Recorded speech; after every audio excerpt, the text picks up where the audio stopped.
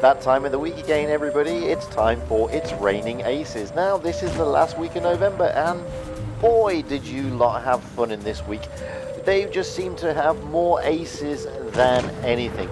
So, without further ado, let's have a look at your aces in this week's gallery. Find us another target.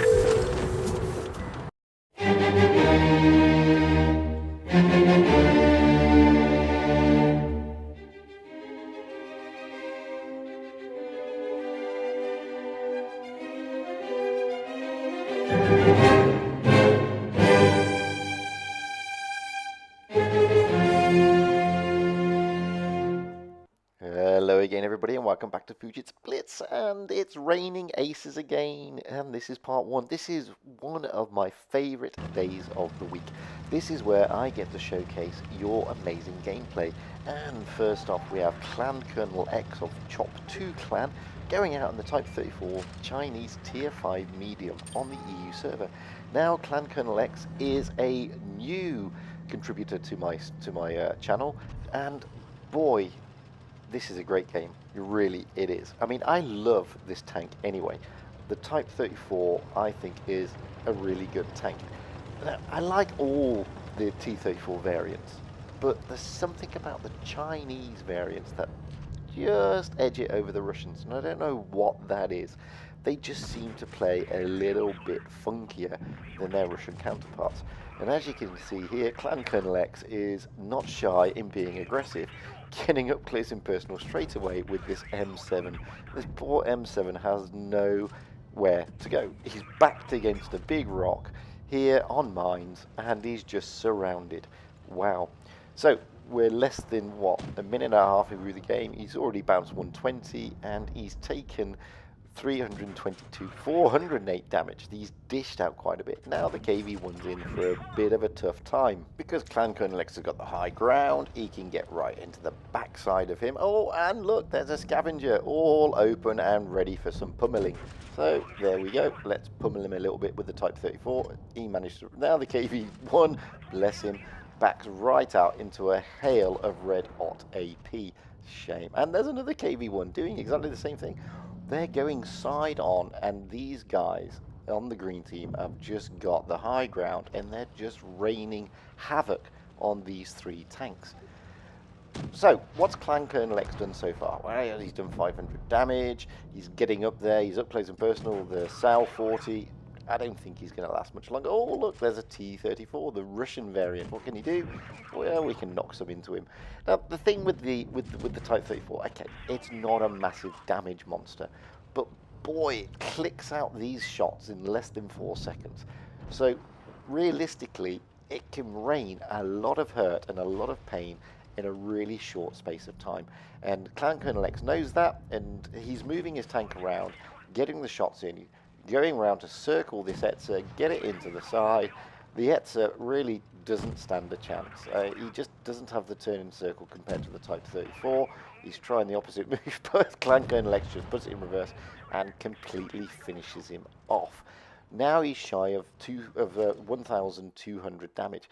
This is a great game. He's losing his teammates around him. Okay, it's 4 guns against 3. Scavenger gets a little bit over-aggressive there, sticks his nose out a bit too far. Clan Colonel X just reminds him that he's still here and he's still whacking damage down onto him. And he gets a really nice bounce, almost 200. Now he's bounced 280. The SAL 40 still hanging on by the skin of his teeth, but not for much longer, and he disappears. Clan Colonel X now has got 3 tanks, 1,320 damage. He's bounced 280. It's 3 against 2, but they're looking in a good position. I mean, he's lost hardly any hit points, and he's been in the thick of this battle from the off. So this is realistically, guys, how you should be looking playing this tank. There goes a KV-1. Oh, he doesn't get a decent. He gets a horrible bounce. Oh. And he's still knocking it in because the KV-1's decided to go side on. He's not angling, he's not using his armor to his effect, and he gets punished by Clan Colonel X for it. What do you expect? If you're going to stick it... I mean, KV-1 has got some of the best armor in the game, but you've got to angle it. You really have. If you don't, you're just going to get hurt. And here comes KV-1 number 2 doing exactly the same thing. He's not angling correctly, he's side on, and he's just allowing Clan Colonel X free reign. I mean, it's that simple. And this is really good gameplay. He's fully aware. Oh, now he tries to angle, but he's showing his lower Glacius plate. Clan Colonel X takes him out. 5 kills, 1,974 damage. Just the poor old Scav left. 2 against 1. Scav's trying to get aggressive. He's got no choice. He's got to get up the hill.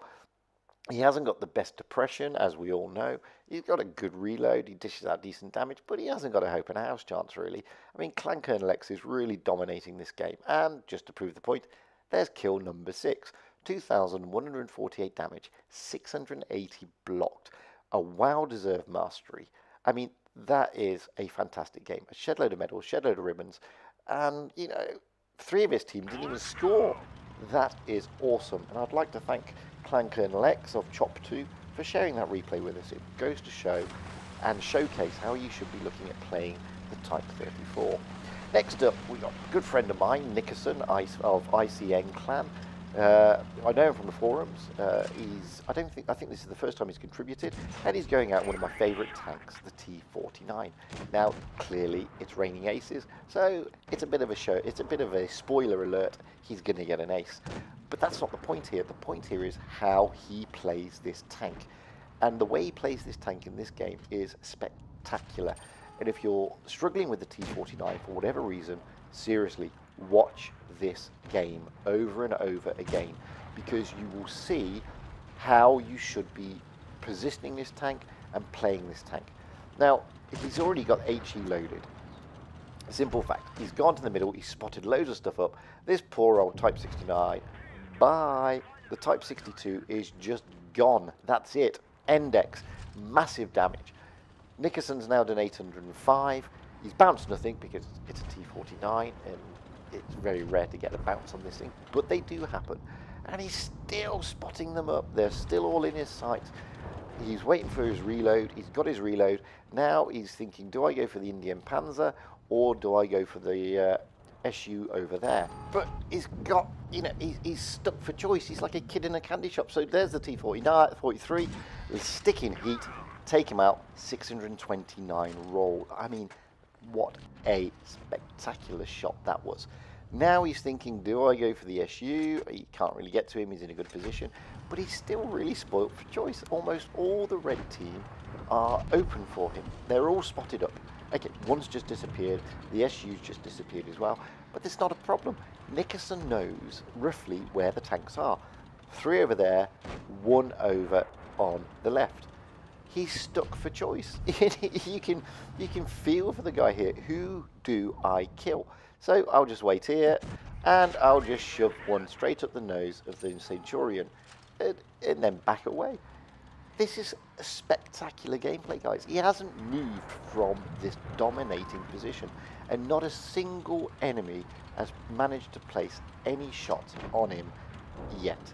And he is just ripping the other team apart. 1,622 damage. Less than 3 minutes played. Now he can see the Saint and just pile an HE up the backside. Now he's taken a bounce, which is nice, 160. He's getting pummeled a little bit here because that's quite a formidable tank. That's the Black Prince, and we all know that it's got an obscene reload.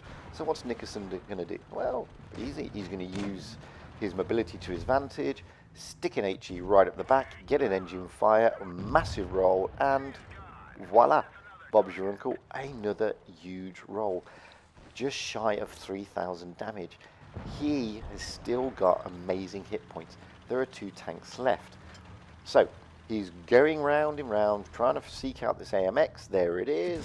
Oh, what a huge roll. Straight into the side. Massive damage, just over 800. What an HE roll that is.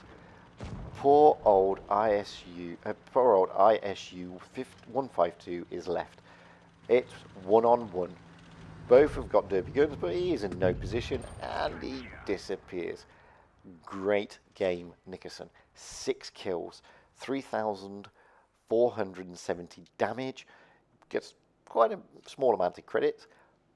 carried the team completely. That is how you play the T49, guys. And I'd like to thank Nickerson of ICN Clan for sharing that replay with us. That was a really good game. Next up, we've got my very good friend John T2014 of EMRS Clan, regular feature on my channel, rolling out in the T95 E2, the American Tier 8 Premium tank.